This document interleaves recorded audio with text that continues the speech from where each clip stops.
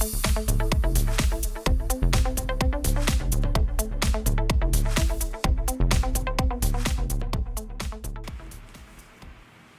often only reference glucose as an input into cellular respiration, but actually we can use all different types of foods for that and all different types of molecules. So the carbs, if you have carbs, they need to be broken down into glucose subunits in order to go into cellular respiration. They are the primary used food. So if you have glucose in the form of starch that you eat, you'd use that. If you have it in the form of glycogen stored in your muscles or liver, you'd use that. And it goes straight into glycolysis and goes through the whole cycle.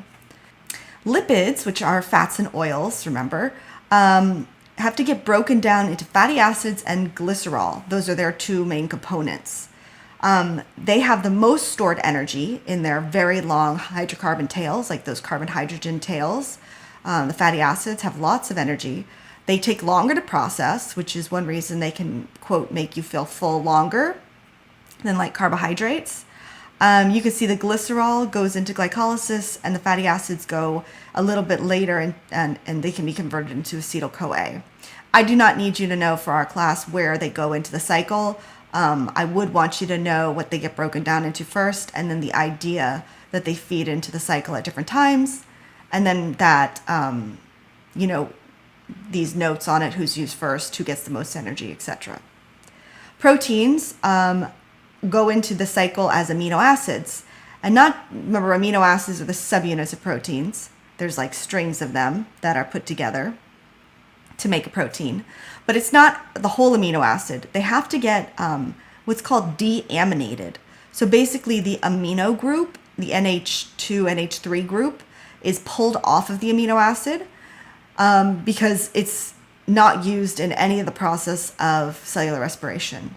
So after those deaminations, the deaminated amino acid can go into lots of places of cellular respiration.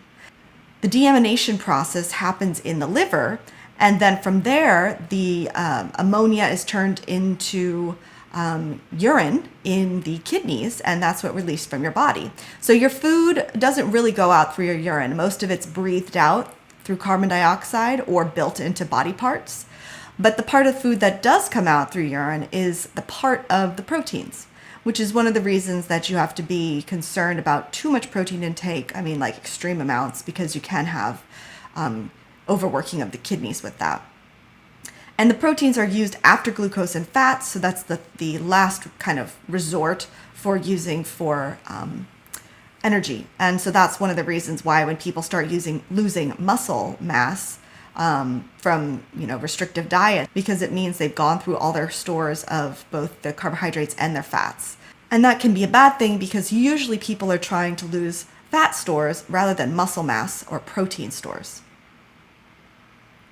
So those are the alternate fates of different foods and how they can feed into cellular respiration, all being used ultimately to make ATP.